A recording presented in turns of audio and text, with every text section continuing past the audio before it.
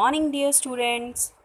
So, we were reading the chapter Animals Around Us. In the last session, we were reading a chapter which is about animals. We have read about the various types of animals depending upon their behavior, the places where they live, and their feeding habits. Now, let's proceed further. Now, next is the movement of animals. Now you all know that के animals जो हैं वो भी movement कर सकते हैं just like our human beings. वो भी एक जगह से दूसरी जगह जा सकते हैं. So different animals show different types of movements. Different animals की जो है डिफरेंट टाइप ऑफ मूवमेंट होती है. We know that many animals walk with the help of their legs and feet. अब कुछ एनिमल्स ऐसे हैं जो अपनी लेग्स या अपने फीट की हेल्प से वो चल सकते हैं, like horses, tiger, bear etcetera. Fish swim with the help of their fins. और जो फिशेस होती हैं वो अपने फिन्स की हेल्प से जो है स्विमिंग कर सकती हैं. And birds fly with their wings. और जो बर्ड्स हैं वो अपने विंग्स की हेल्प से फ्लाई कर सकते हैं. So there are some animals that crawl. कुछ एनिमल्स ऐसे हैं जो क्रॉलिंग करते हैं, जो रेंगते हैं.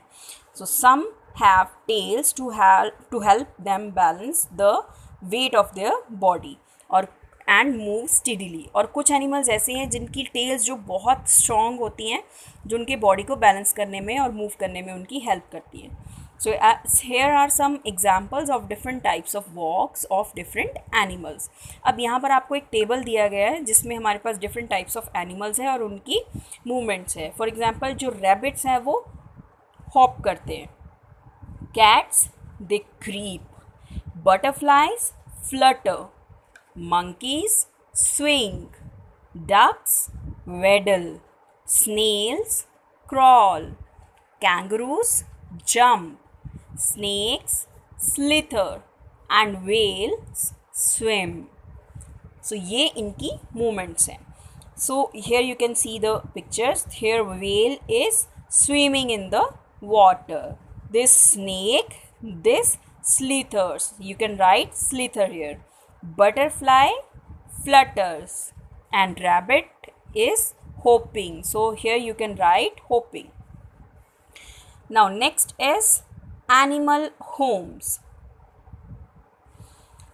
So next we will read about the animal homes. जैसे हम अपने घरों में रहते हैं, राइट, हाउसेस में रहते हैं, वैसे एनिमल्स जो हैं वो भी उनके भी प्रॉपर होम्स होते हैं, घर होते हैं जहाँ पर वो रह सकते हैं. तो just like we human beings need homes, animals also need homes for their comfort and protection. तो जैसे हम ह्यूमन बीइंग्स को घर की ज़रूरत होती है, वैसे ही जो एनिमल्स होते हैं बच्चों, उनको भी प्रोटेक्शन के लिए और सेफ्टी के लिए, कंफर्ट के लिए, ईजीनेस के लिए घरों की ज़रूरत होती है.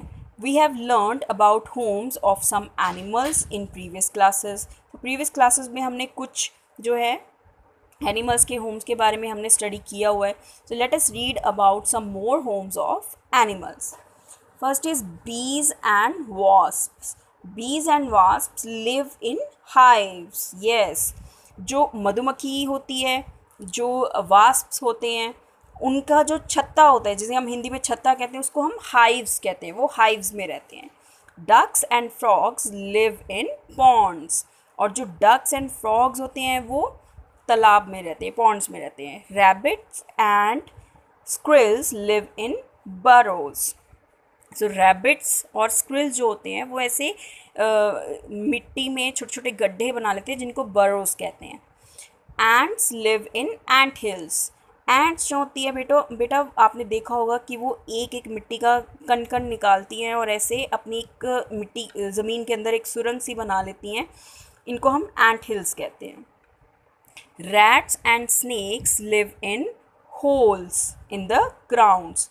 रैट्स और जो स्नेक्स होते हैं वो जो ज़मीन होती है उसमें खड्डे बना लेते हैं और उन गड्ढों में रहते हैं. We might find some of these homes in a garden और अ फील्ड. सो हम कभी देखते होंगे कि ये जो जानवर है किसी गार्डन एरिया में मिल जाते हैं या किसी मैदान में उन्होंने अपने ऐसे घर बनाए होते हैं. So a dog lives in a kennel and a cow lives in a shed. So जो डॉग्स हैं वो कैनल में रहते हैं और जो काऊ जहाँ पर रहती है उसको हम शेड कहते हैं. Now next is exotic and extinct animals. So some animals can be seen only in zoos. So कुछ एनिमल्स ऐसे हैं जो सिर्फ चिड़ियाघर में ही देखने को मिलते हैं. So these animals are brought from different countries and are not found naturally in our own country. So इनमें से बहुत सारे ऐसे एनिमल्स होते हैं जो हमारे इंडिया कंट्री में नहीं होते बल्कि दूसरे कंट्री से मंगाकर हमने वहाँ ज़ू में रखे होते हैं ताकि हम लोग उनको देख सकें. तो they are called exotic animals. ऐसे एनिमल्स को हम एक्सोटिक एनिमल्स कहते हैं.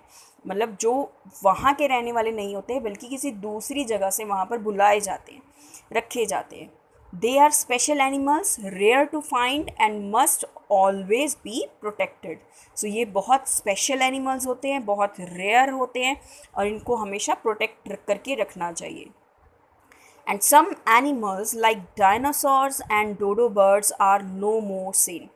कुछ एनिमल्स ऐसे भी हैं जो अब धरती पर होते ही नहीं हैं, जैसे कि dinosaurs and dodo birds. Here you can see a picture of dinosaurs. आपने डेफिनेटली टीवी मोबाइल में डायनासोर्स की फोटोग्राफ या मूवी या वीडियो देखी होगी. So dinosaurs and dodo birds जो है अब धरती पे नहीं होते हैं. They are extinct. ये लुप्त हो चुके हैं, एक्सटिंक्ट कहते हैं इसको, एक्सटिंक्ट हो चुके हैं, which means they are not found anywhere on the earth now. So the hunting and killing of animals has led to extinction of many animals. Animals का extinct होना, लुप्त होना किस वजह से है? क्योंकि हम उनकी किलिंग करते हैं, हम उनको मारते हैं या हम उनका शिकार करते हैं, जिसकी वजह से वो एनिमल्स जो हैं अब ख़त्म हो चुके हैं. We must not harm animals and always be kind to them. So इस वजह से बेटा हमें एनिमल्स को किसी भी तरह का नुकसान नहीं पहुंचाना चाहिए और हमेशा हमें उनके लिए दया भावना रखनी चाहिए because they are our friends. So इस लेसन में हमने अब तक क्या कुछ पढ़ा है बच्चों? Animals are living beings that are found all around us. So animals भी सजीव प्राणी होते हैं जो हमारे आसपास सब जगह देखने को मिल जाते हैं. They can be divided based on their behaviour. उनको हम अलग अलग कैटेगरीज़ में डिवाइड कर सकते हैं डिपेंडिंग अपॉन उनका बिहेवियर कैसा है. बिहेवियर के बेसिस पे हम उनको डोमेस्टिक या वाइल्ड एनिमल्स कह सकते हैं. जिस जगह पे वो रहते हैं, land, air and water animals में हम उनको कैटेगराइज कर सकते हैं. फीडिंग हैबिट्स के बेसिस पे हम उनको हर्बीवोरस, कार्निवोरस या ओमनीवोरस का नेम दे सकते हैं. सम एनिमल्स वॉक और क्रॉल, सम स्विम और स्लिथर, सम फ्लाई. सो हर एनिमल की अलग अलग मूवमेंट होती है. The dinosaur and the dodo bird are extinct. Dinosaur and dodo bird जो है वो लुप्त हो चुके हैं. सो बच्चों इसी के साथ ये chapter which is about animals and there types ये फिनिश होता है. आपने इस चैप्टर को अच्छे से स्टडी करना है, अच्छे से रीड आउट करना है and in the next session we will do its exercise. Okay बच्चों, हैव अ नाइस डे.